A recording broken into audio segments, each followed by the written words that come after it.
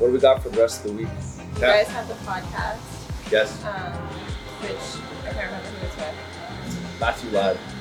Okay. This guy I know from a long time ago. What does he do? Like, what's his company? He sells trucks. Okay. Like transport trucks, the big 45-foot trucks. Yeah. Does that. I got another super interesting guest on July 7th. Fred Pye and Kevin Carter. Okay. Fred Pye started this crypto fund, something to do with crypto. But he's very, very, very like in that community, the crypto community. And there's a lot of interesting things going on right now. So basically like Coinbase, this big company in the US, the SEC is going after them to basically, I don't know all the details to the story, but I know the SEC is basically throwing the book at them right now saying, so Coinbase is like, hey, well, we'll just go somewhere else. And then BlackRock and a couple of other banks, like the big banks, are starting their own crypto ETF, Bitcoin ETF. Anyway, all this to say, it's like, the SEC's like, no, we don't want crypto. But now all of a sudden, like the big banks are doing, they're like, oh, okay, now it's okay. Tomorrow we got the podcast. Do we get to film content all day? All day. It's content day. You're stuck with us all day. Yeah, stuck with you guys. And then, so we're doing this, car ride way home, meeting at KBD. Yeah. Lunch 1:30. Adam's coming to lunch. Adam's coming to lunch. Okay. We'll go back to the office and then you and I have a meeting at 3 o'clock. We'll just go over like marketing stuff. Okay, I like that. And then tomorrow, so you guys have another podcast. What time is the podcast tomorrow? 10 a.m. baby. Do you like having the podcast in the morning better? It depends on who the guest is. Okay. Depends on who the guest is. If I don't know them as well, I'd prefer to do it in the morning. If I know them better, I like to do it in the afternoon. Friday afternoon is my favorite because then it's kind of just, we can relax. They don't have to worry about going somewhere either. Sometimes 10 a.m., a lot of times it's like you do the podcast, like, okay, like I gotta go, stuff like that. When it's Friday afternoon, you can take your time a little bit more. So it feels like a little bit more chill. Yeah. I'm happy with the podcast. I think we've been having it's not like a to the moon, but we've been having nice, consistent, we've been having nice, consistent growth. Yeah. And I think the trick is, as we're learning, is just consistency. Yeah, just keep coming out, keep posting it. Consistency and frequency, I feel like those are like the three things. Yes. You just keep pushing and then like as you keep going, you get better, you get bigger guests and stuff. I mean, how many podcasts do you hear where people do one season and then they never do it again? So many. Most. Yeah. Most. So when did you first have like the idea for the podcast? Was this like this time last year? Because I remember you were talking about video content right when you hired me, and you hired me for like written content. I knew that we needed to get on the video content train, and I just saw the viewership. Like I remember when we first started posting videos with Harvest, they took care of all of our social media, and I remember when they were posting videos, so the reach on like a Facebook or Instagram post, man, we get like 5,000 or 6,000 reach, organic, just a photo. And then it slowly was dropping and dropping and dropping and dropping and dropping. So to the point where we were posting, last year when we were posting, we got like 30 people reach, 20, sometimes 15, like it's nothing. So like, hey, the platforms now, the important platforms are TikTok, Reels, YouTube Shorts, like all the short form, that's where all the views are at now. And the only way to get on that is to do video content. So I said, hey, let's get a videographer and start doing this. It's gonna be a lot of work, but it's working. It's working. It's a full-time job. Yeah, well, we have a team to do it, and we have, it's important to do. And the next thing, by the way, so officially, like I said yesterday, signed lease in Ottawa. Nice. So we were doing short-term rentals for our place. Like we're doing like a WeWork type thing. Officially got our office. Congratulations. Thanks. Well, congrats to the team. We'll get some content there. Nice. Okay. Yeah, that'll be fun. Can I ship Joey off to Ottawa with you? Yeah. Sure. We'll do something like that. I think we're pretty much good here.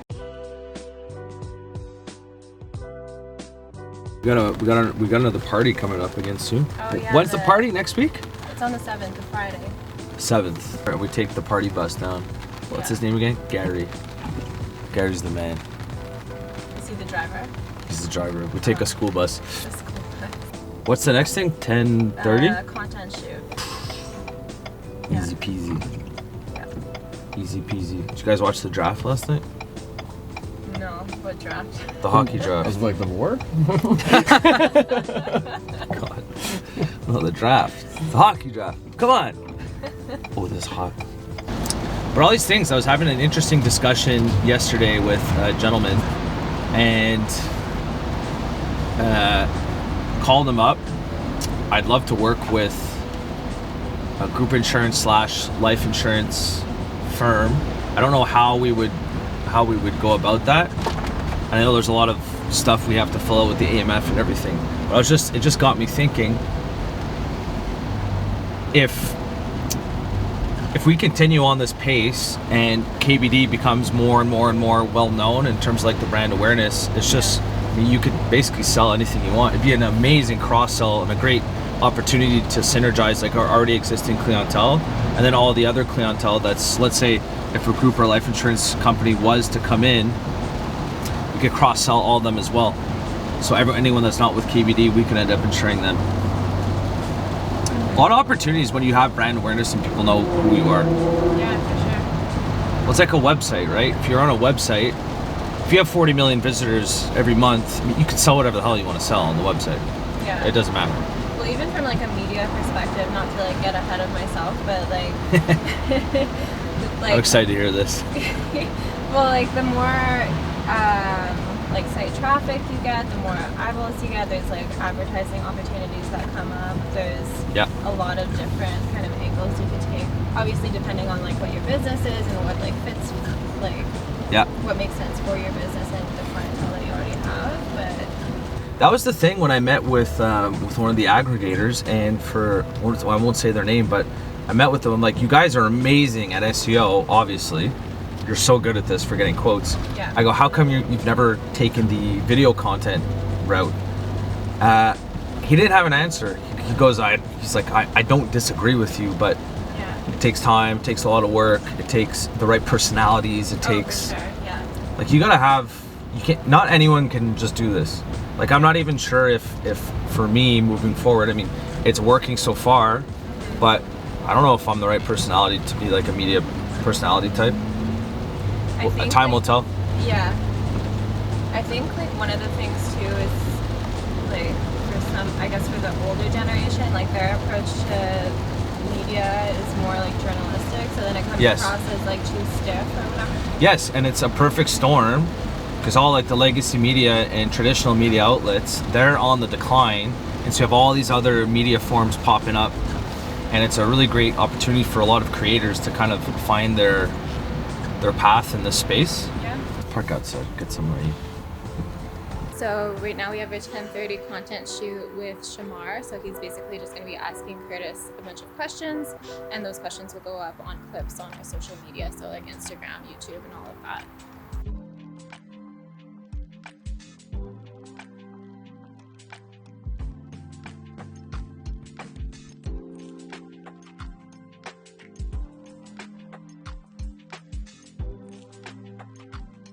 Curtis, people want to know, the 3 viewers we have, what is it that we do as a job?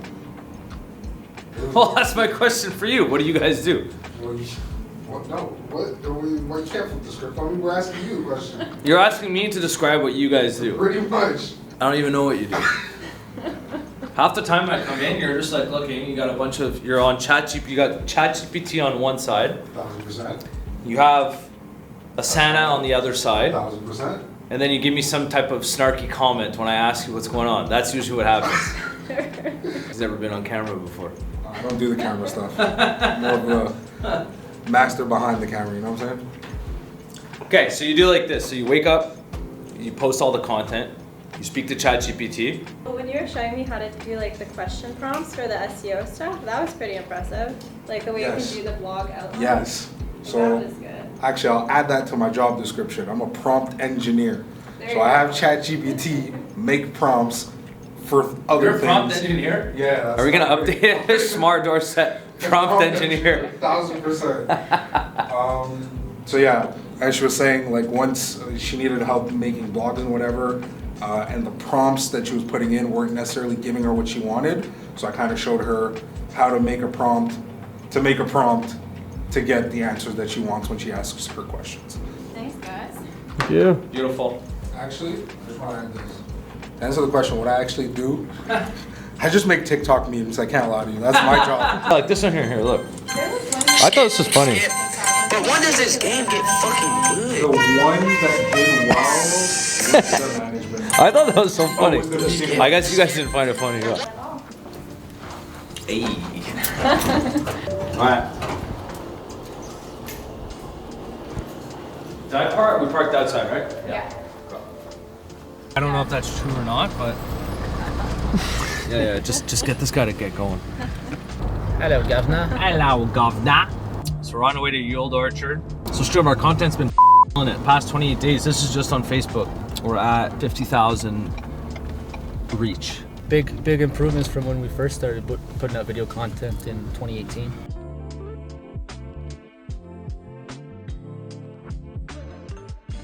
Just before we left to come to this lunch, Ellie Grage, one of the first guys I interviewed, one of the first guys I hired, has now set a new sales record for the office in personal lines.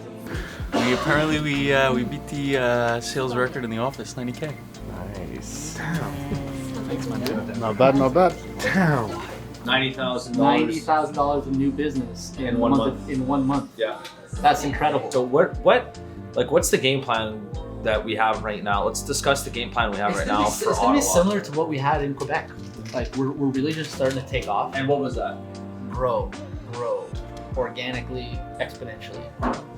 We need like-minded people, like-minded individuals. Yeah. If we can somehow get involved and find like our original key to success, get some hockey players, some ex-athletes Yeah. coming in. We got Claudia, who's an Stinger. ex-Stinger. I think she was also like first team All-Canadian or second team Yeah. All-Canadian Yeah. defenseman For women's hockey. women's hockey. Yeah. What I've noticed about Ontario is that the pace is slower. So in the sense that, I'll give you an example. If you want to call, so in Quebec, for the underwriters, they're open till 8 p.m. There are underwriters at the insurance companies that work until 8 p.m. In Ontario, it's 5 p.m., they're out. On Friday at 4:30, you're not getting an answer either. So just the pace is, and I'm not trying to shit on Ontario or Ottawa, but the pace is just slower. There's a lot more regulation. The game's a little different. The name of the game is get as many markets as you can possibly get. Here, it's not the same thing. Well, I already have a rough idea what the market's like in the Ottawa and Ontario area. Is there money being made in insurance as an insurance broker in Ontario and Ottawa? In my opinion, yes. Compared to Quebec, like is that The operational efficiency from what I've seen is not as lean as what it is in Quebec. That's due to multiple reasons. Not so much because the insurance brokers are out to lunch. That's not what I'm saying. The regulation, the rules and regulations, the rules of the game are different. So the processes take a little bit more time, especially when it comes to car insurance. So there's regulations in place outside of the control of the insurance brokers that makes it a little bit less efficient in terms of the workflow. But I absolutely think that there's opportunity for a lot of money to be made over there. I was saying that about Quebec. In Quebec, we pay the least amount of insurance in We the have the country. cheapest rates in the For country. car insurance, we And have home insurance. And home insurance. And home insurance. Both. Lowest rates in the country for home and car insurance in Quebec. And I thought it was a lucrative opportunity for anyone coming into the Quebec market. So if you're an Ontario recent grad who likes to talk, just competitive, Yeah. look us up, man. Like we're hiring. By the way, today we just hit 500K in Ontario. Well done, Claudia. And Brian. And Brian. So is Claudia, Brian, are they the only two in Ottawa? They're the only two right now. I have my Rebuild license as well. Taylor Gormley has a Rebuild license as well. So we have 4 licensed. Adam's about to have his Rebuild license. So we actually have, like, of the 35 people we have working at KBD, 4, soon to be 5, have a Rebuild license to go into Ontario. My buddy was an underwriter in P&C at Chubb in Toronto. Yeah. No, it's good. It's fun, and it's literally just like the way I look at it is, it's kind of just like, yes, it's all under KBD, but it's like having a second company, different operations, different. It is like a second company within a company. Yes, but the cool thing about it is like all the things we have in place right now, so like our phone system, our website, our CRM, everything's very scalable and it's not expensive. All the startup costs have already been spent. So it's basically like if we want to go open up a space in Ontario, I don't need to go get a whole new phone system. All we need is an internet connection, we're good. For the website to generate leads, all we need is like a new web page or the SEO guru, like boom, you're getting leads. For the CRM, all it is like, because the startup cost for our CRM was, I think it's close to like $100,000.